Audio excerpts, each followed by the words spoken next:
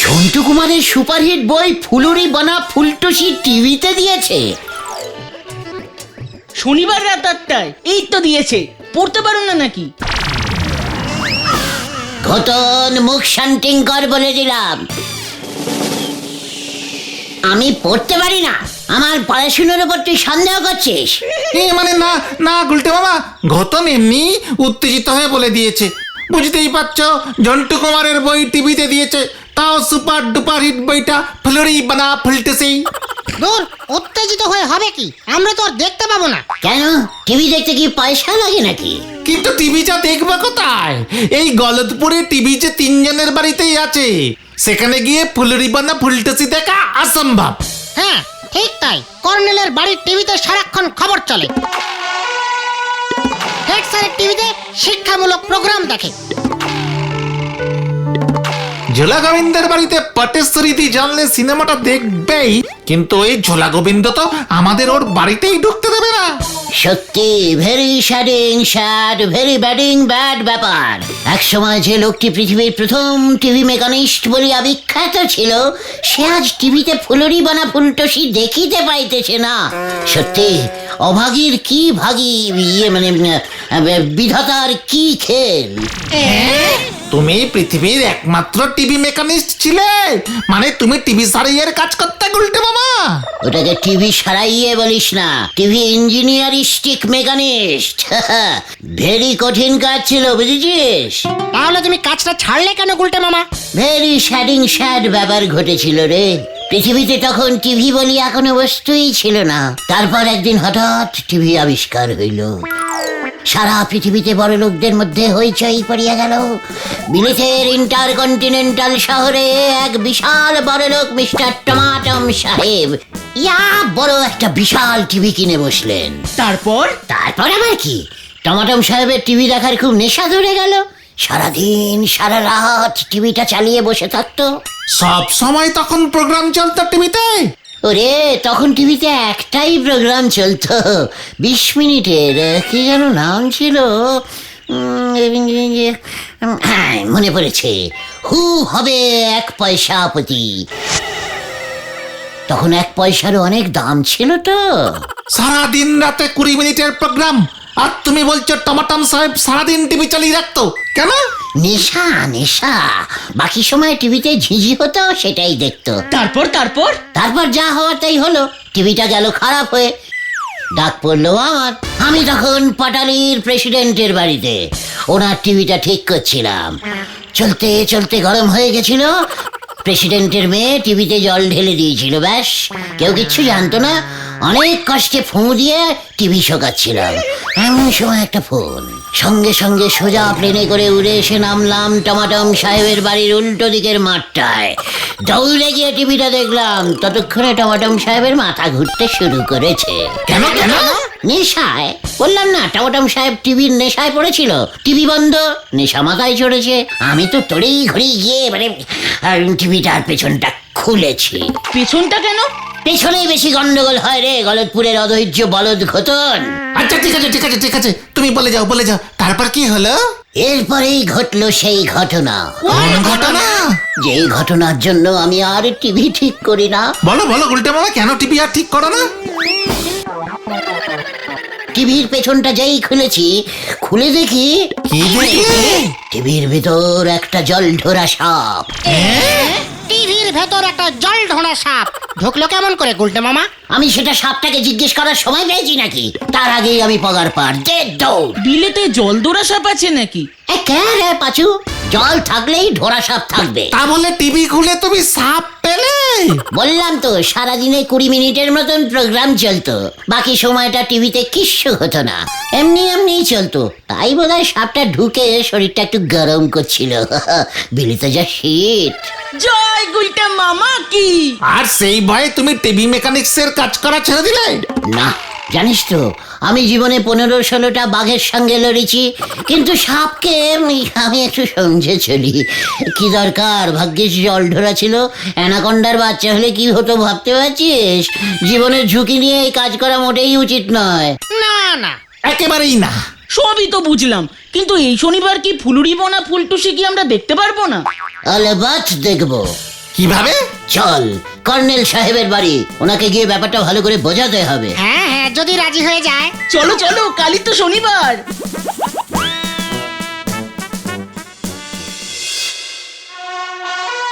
What? ফুলুরি বলা ফুলতেছে Hindi cinema সাবধান।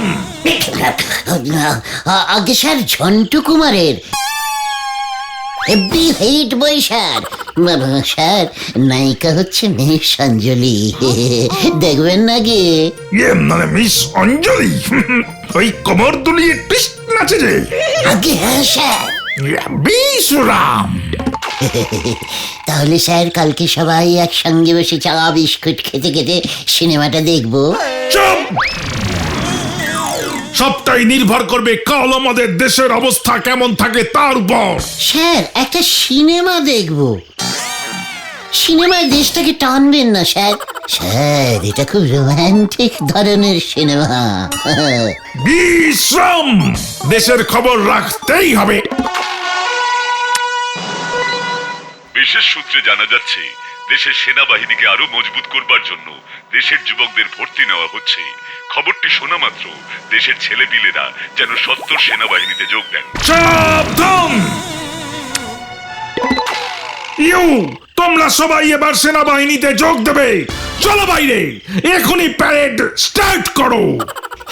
কি সিনেমা দেখতে এসে সব কি হচ্ছে? সেনাবাহিনী না স্যার, আমরা সিনেমা দেখবো। চলে রে বাজু, এখান থেকে কেটে পড়ি।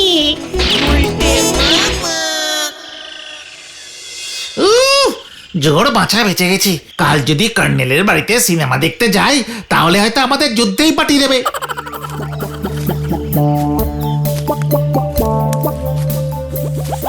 হেড স্যারের বাড়িতে গিয়ে কাজ নেই। ওখানে তো কোনো চান্সই নেই। সিনেমা আমাকে দেখতেই হবে। ওই ঝোলা গোবিন্দের টিভিতেই আমি সিনেমা দেখবো। কিভাবে? আমাদের তো ঘরে ঢুকতেই দেবে না। ব্যালকনিতে বসে দেখবো। হ্যাঁ রে।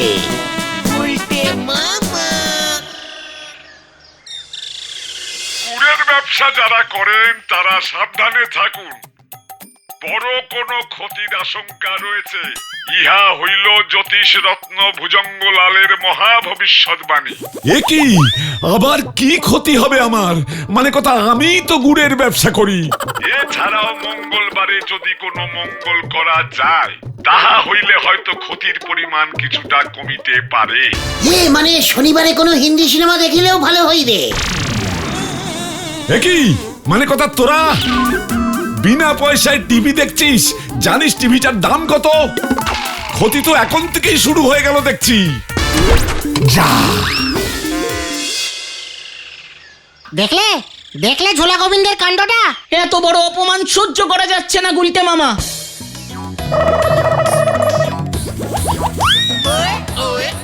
অপমান কা বদলা হাম নেবুঙ্গা, ইয়ে মানে নেবই।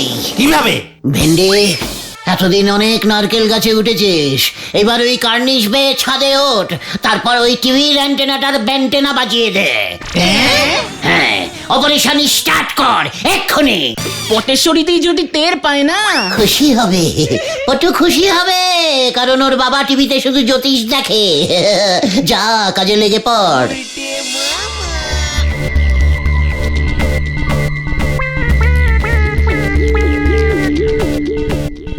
আরো কাজ করে দে, আরো কাজ করে দে, আরো আরো চাইনিজ প্রোগ্রাম আসবে ভারত টিভিতে। চীন কোন দিকে পড়বে? ওইদিকে। ভেন্ডি ওইদিকে ঘোরা, ওইদিকে। চুপ চুপ, আস্তে আস্তে, ঝোলা গোবিন্দ টের পেয়ে যাবে।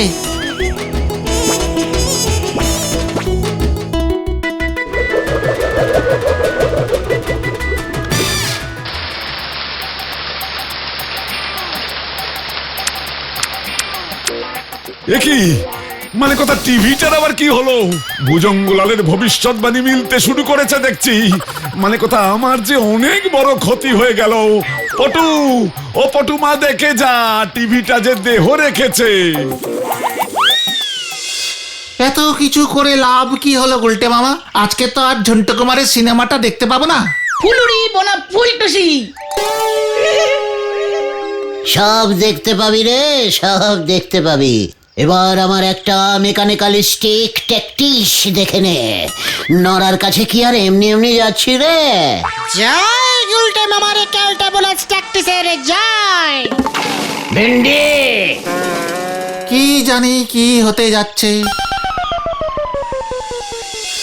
নড়া, তোর জন্য আমার খুব চিন্তা হয় রে। ও যত শ্বশুরি দিয়ে কথা বলো, আজ কিন্তু 1 কাপের বেশি চা দিতে পারবো না। না নড়া না, আমি এভাবে ধারে আর তোর চা খেতে চাই না রে। ওসব নন্ড ভণ্ড কথা না বলি আসল মতলবটা কি সেটা সোজা সাপটা বলেন দিনি। খামোখা উত্তেজনা বাড়তেছে। নড়া, এই ছোট্ট একটা চায়ের দোকান দিয়ে তোর তো দিন চলতে পারে না রে। এ কারে বলতেছে? আবে, সে তো ঠিক কথাই, তবু তো আমি কিছু খাটাখাটনি করি সংসার চালাচ্ছি। আপনার মতো নন্ড ভণ্ড আড্ডা তো দিচ্ছি নে। নড়া, তোর দুঃখের দিন শেষ। কেন গো, আরো বেশি দুঃখের দিন আসতেছে বুঝি? না নড়া না, তোর দোকানের সেল বাড়ানোর উপায় আমি বার করে ফেলেছি। এ আপনি কি বলতেছেন গো? আমার দোকানের বিক্রি বাড়ানোর বুদ্ধি সেও আপনার আছে নাকি? এ জানতেন নে তো? আলবাত আছে, ভেরি ইনটে ফুলি ইনটে ক্যালি বুদ্ধি। এই মেরেছে তা আপনার ওই ইনটে ফুলি কালি বুদ্ধি বলি ফেলেন দিনি। নড়া, তোর দোকানে একটা টিভি বসা। কি বসাবো? আরে টিভি টিভি, টেলিভিশন। ওটা টেলিভিশন হবে গুলটে মামা। আরে দত্তরি যেটাই হোক না, নড়া বুঝলেই হলো। উত্তেজনায় আমার রক্ত ফুটছে নড়া। চায়ের জল ফুটলি চিনি দিতে বলতে, তা রক্ত ফুটে আর লাভ নেই। তা টিভি বসালে কি হবে শুনি? নড়া, এই গলতপুরে যখন রোটে যাবে তোর দোকানে, চা খেতে খেতে টিভিও দেখা যায়, দেখবি দলে দলে লোক আসতে শুরু করবে। টিভিতে ঝন্টু কুমারের ফুলুরি বনা ফুলটুসি চলছে।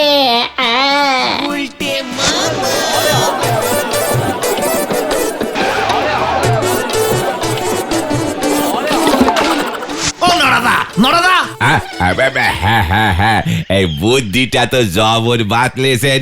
তা আমি ওই টিভি কোথায় পাবো বলেন দিনি? ইনভেস্টিং করবি? কি ভেস্টিং করবো? দরকার হলে কিনবি। টাকা? আমার এই টাকাটা কে দেবে শুনি? ওরে ধারে কিনবি রে নড়া, ধারে। এই এসে আমার এই ধারটা দেবে কে? ওই ঝোলা গোবিন্দ। দরকার হলে ধারেই ওই ঝোলা গোবিন্দর টিভিটা কিনে ফেলবি। ওই গোবিন্দ বাবু? মাথাটা দেখছি আপনার একেবারে নন্ড ভণ্ড হয়ে গেছে গো গুলটে বাবু। না নড়া না, মাই মাথা এই একেবারে ঠিকঠাক ওকে আছে। আমি যা বলছি মন দিয়ে শোন। আমার কাছে খবর আছে গোবিন্দ গুচাইতে টিভিটা খারাপ হয়ে গেছে। তুই ওটা 10-12 টাকায় কিনে নে। বোঝো, তা সে খারাপ টিভি কিনে আমার কি না ভাবে শুনি? ওরে বাঁচুরে, তোরা নড়াকে বোঝা, নড়াকে বোঝা। আমি এককালে কত বড় টিভি মেকানিস্ট ছিলাম রে, সেটা কি তুই জানিস? হ্যাঁ হ্যাঁ নড়াদা, গুলটে মামা এটা ঠিক বলছে। তার মানে আমি যাতা দামে গোবিন্দ বাবুর টিভিটা কিনে আনবো, তারপরে নন্ড ভণ্ড গুলটে বাবু সে টিভি ঠিক করে দেবে। বাবজি বাপ, আপনার টিভি ঠিক করার গুণও আছে দেখতেছি। আমি কিন্তু কোনো পয়সা নেব না, চায়ের সঙ্গে কাটাকাটি করে নিবি। তালি তো বেশ ভালোই হলো। তা কখন যাবো ওই টিভি কিনতে? এক্ষুনি যাও নড়াদা, আমরা তোমার দোকান পাহারা দিচ্ছি। আজ সন্ধ্যাতেই হেব্বি বই আছে। বলতেছ? হ্যাঁ, তালি পরে যাই, কি বলো? হ্যাঁ, গেলুম তালি, হরি বল। দেখেছিস আমার ইনটে ফুলি ট্যাকটিস? টিভিটা যে আসলে খারাপ হয়নি সেটা তো শুধু আমরাই জানি। তাও আমার কেমন যেন ভয় ভয় করছে গুলটে মামা। ওরে গলতপুরের ভিতু বলদ পাঁচু, ঝোলা গোবিন্দ এতক্ষণে বোধহয় রাজিও হয়ে গেছে রে। কি মানে কথা, তুই কি কিনবি? এগে বাবু, আপনার এই নষ্ট টিভিটা। আমার টিভি যে খারাপ হয়ে গেছে মানে কথা, সেটা তোকে কে বললো? ওই নন্ড ভণ্ড গুলচি বাবু। নড়া, মানে কথা ও যে দেখছি সারা গলতপুরে রটিয়ে দেবে যে আমার টিভি খারাপ হয়ে গেছে। দেবে বই কি। আপনার মতো এত বড় লোকের বাড়িতে নষ্ট টিভি আসে এটা শুনলি পর লোকজন কি মনে করবে বলেন দিদি? তাই তো আমি ছুটতে এলুম। 10 টাকা দিচ্ছি, টিভিটা আমারে দিয়ে দেন বাবু। কত টাকা? 10 টাকা না পৌঁছালি 12:30 পর্যন্ত উঠতে পারি। নড়া, মানে কথা 12,000 টাকার টিভি আর তুই আমাকে 12.5 টাকা দিবি? মাথায় রক্ত উঠে যাচ্ছে বলে দিলাম আমার। এ তো বাবু একটু উঠবি। কত নষ্ট হলো বলেন দিদি? এখন ওই নষ্ট টিভি ঘাড়ে করে আমাদের নিয়ে যেতে হবে। তারপর গুলটে বাবুরে দে ওই টিভি আমি ঠিক করব। যদি গুলটে বাবু টিভিটা ঠিক করতে না পারে তবে তো ওই 12.5 টাকা আমার পুরো নষ্ট হয়ে যাবে বাবু। কত বড় ঝুঁকি আমি নিচ্ছি সেটা একবার বোঝেন দিনি। মানে কথা ওই টিভি কে ঠিক করবে? আরে গুলটে বাবু গো, এ তল্লাতে আর তো কেউ টিভি ঠিক করতে পারেনি। তুই চলে জানো না, মানে কথা গুলটেকে পাঠিয়ে দে। আমার টিভি আমি তাহলে নিজেই ঠিক করে নেব। এ কেমন কথা হলো? গুলটে বাবু কি আমারে দিয়ে ওনার ওই মেকানিস্টের সেলসম্যানগিরি করালে? ভালো মানুষের ভাত নি দেখতেছি। ঠিক আছে বাবু, একবার ভেবে দেখবেন আমি 15 পর্যন্ত উঠতে পারি। নড়া,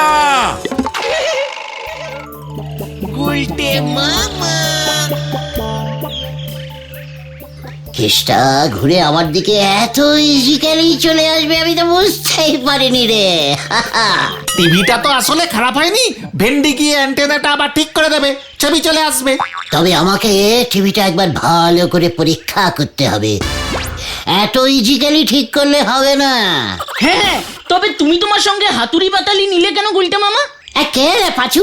টিভি মেকানিস্টের কাছে যন্ত্রপাতি থাকবে না? তা বলে হাতুড়ি? চুপচাপ চেপে যা, এই গুলটে কাশ লিখে এবারে দেখ।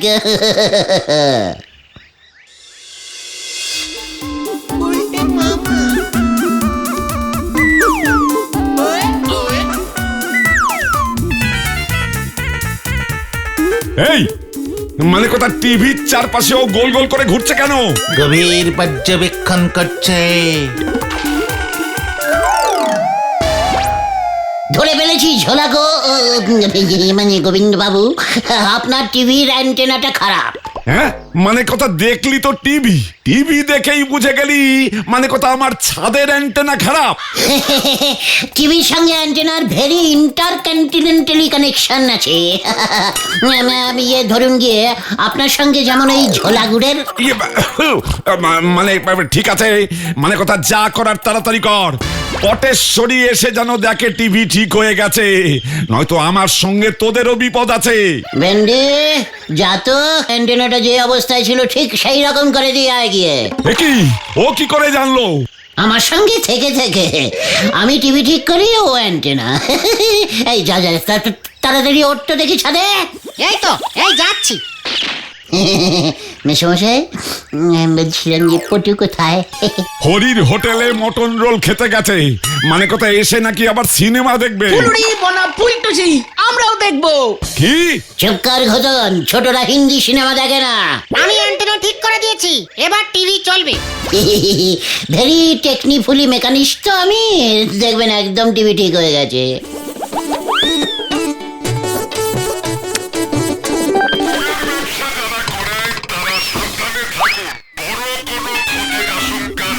কি মানে কথা আমার ছবি যে নাচছে?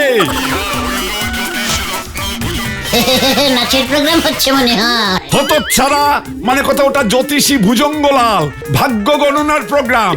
তাহলে সর্বনাশ করেছে স্যার, সাবধান, আপনার ভাগ্য নাচছে স্যার। টিভি ঠিক করে দে মানে কথা আমার, নয়তো তোর কপালে দুর্ভাগ্য নাচবে এবার। কি ভেন্ডে, অ্যান্টেনাটা আগের মতো করিসনি কেন? করলাম তো। ঠিক যে অবস্থা থেকে তুই অ্যান্টেনাটাকে বেঁকিয়ে চীন দেশের দিকে করেছিলি। এটা আবার কবে করলো? আমি না, গুলটে মামা বলেছিল। মানে স্যার চীনের প্রোগ্রাম ধরে কিনা একটু টেস্টিং করছিলাম স্যার। অনেক ভালো ভালো চৈনিক জ্যোতিষীর প্রোগ্রাম হয় কিনা, জ্যোতিষী চার্লি ট্যাং, জ্যোতিষী চিলি চিকেন, মানে চিলি ম্যান।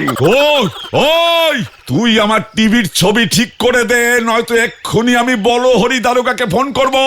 এই দেখো, এই সব টেকনিক্যালিস্টিক ব্যাপারে আপনার আবার পুলিশটিক ব্যাপার কেন ঢোকাচ্ছেন স্যার? আগে টিভির ছবি ঠিক কর তুই। ছবিটা নাচছে, নাচটা কেমন রে বাঁচু? হ্যাঁ, কেমন যেন একটা নাগিন ড্যান্সিং টাইপের ছবিটা কাঁপছে, তাই না রে? ধরে ফেলেছি, ধরে ফেলেছি। এই কি ধরেছিস? এই টিভিটার ভেতরে একটা সাপ ঢুকেছে। কি মানে কথা, কি ঢুকেছে? সাপ, সাপ, জল ধরা, সরে যান স্যার, গোখরও হতে পারে। মানে কথা, টিভির ভিতর সাপ ঢুকলো কিভাবে? পেছনের ফুটো দিয়ে। টিভির ওপর কখনো দুধ কলা রেখেছিলেন নাকি? আরে মানে কথা, পটু রেখেছিল বোধহয়, ও তো সকালে দুধ কলাই খায়। ঠিক ধরেছি। উল্টে মামা।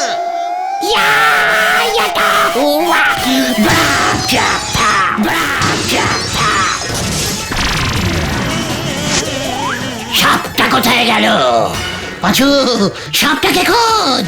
আমার টিভি সাপ কোথায়, সাপ কোথায়, সাপ কোথায়? সাপ পালিয়েছে গুলটে মামা, সাপ পালিয়েছে। এবার এটা তোর মাথায় ভাঙবো আমি। পাঁচু, পালা রে। তবে রে, মানে কথা, আমার টিভি ভেঙেছিস, দেখ এবার আমি তোদের ভাঙবো। বাঁচাও, বাঁচাও, বাঁচাইয়ে, বাঁচাইয়ে। হরি বল, বোঝো এবার ঠেলা, বলো হরি। গুলি বন্ধ, গুলি বন্ধ, গুলি বন্ধ। কি দরকার ছিল ঝোলা গোবিন্দ টিভি ঠিক করতে যাওয়ার? আরে ভেন্ডিটাই তো খুব লেট করলো, অ্যান্টেনাটা ঠিক মতো ফিট করতে পারলো না। সর্বনাশ হয়েছে, সর্বনাশ হয়েছে। বাবা খবর এনেছে 50,000 টাকা ক্ষতিপূরণ দাবি করে গোবিন্দ বাবু নাকি তোমার নামে মামলা করবে। চিন্তা কি, তোর বাবা ওই চণ্ডী উকিল, এই মামলা লড়লে ঝোলা গোবিন্দ এমনিতেই হেরে যাবে। তারপর যদি গোবিন্দ বাবু আবার তোমাকে বাড়ি থেকে উৎখাত করতে চলে আসে? উই বাবারে, ওকে বলবি জ্যোতিষী ভুজঙ্গলাল বলেছে আমাকে বাড়ি থেকে উৎখাত করলে ও নিজেই চিৎপাত হয়ে যাবে। জয় গুলটে মামা কি জয়।